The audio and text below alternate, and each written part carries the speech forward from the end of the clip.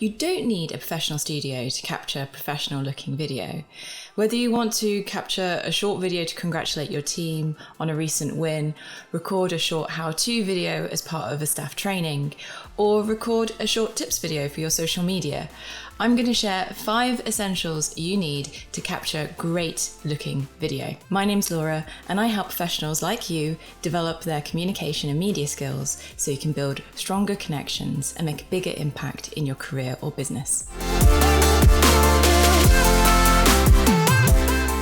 As with any recording, it's best to start with what you know and what you have access to. So for example, to record this footage today, I'm using the inbuilt camera on my computer, and I'm really happy with the quality of the footage it's capturing.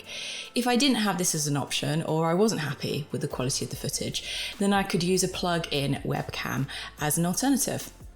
Another option is to record using your smartphone. This is great for capturing either portrait or landscape footage. What's great about a smartphone as well is that you can use it to capture B-roll footage to show things like behind the scenes.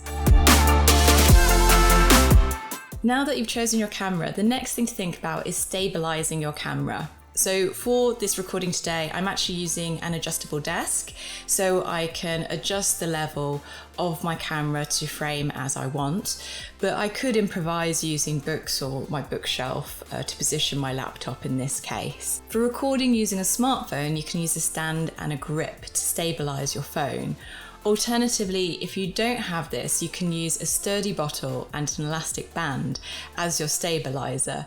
Again, as long as it's secure, stable, and not causing a hazard, you can be quite creative in how you rig your stand. A common misconception I often hear is that you need a top-of-the-range camera to capture professional-looking content. Well, that's obviously not true because today I'm using an inbuilt camera to capture today's footage and it's working really well. But what is essential is that you have the right lighting, because not even the top of the range camera can capture great footage without the right lighting setup. So getting this right before you hit record is essential. Finding places and the best time of day that has natural daylight or well-fitted lights will give you the best results. So for example, for today, I'm using natural light that's coming from the side here and a small spotlight that's just above me here to create this effect. Now, if you're recording at a time of year or a place where there isn't a lot of natural daylight, then you can invest in some small portable lights to give you more flexibility in terms of when and where you record.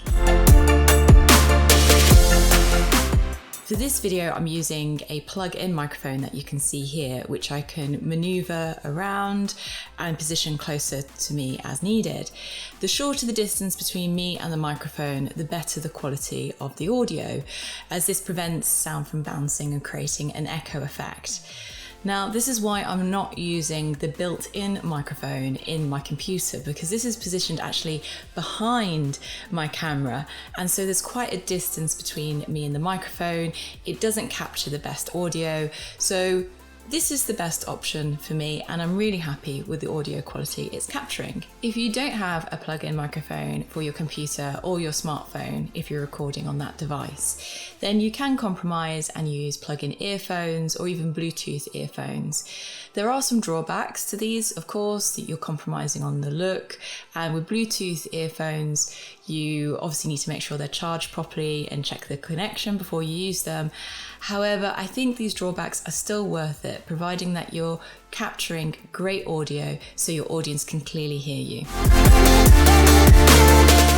For your setup, think about what your clothing, style, and background says about you. Does it reflect your branding, the tone of the message, and who you're communicating to? For videos like this one, I like to create a personable and upbeat space. And this is reflected by me recording in my home office with pop art in the background. This matches the tone and intention of the video really well.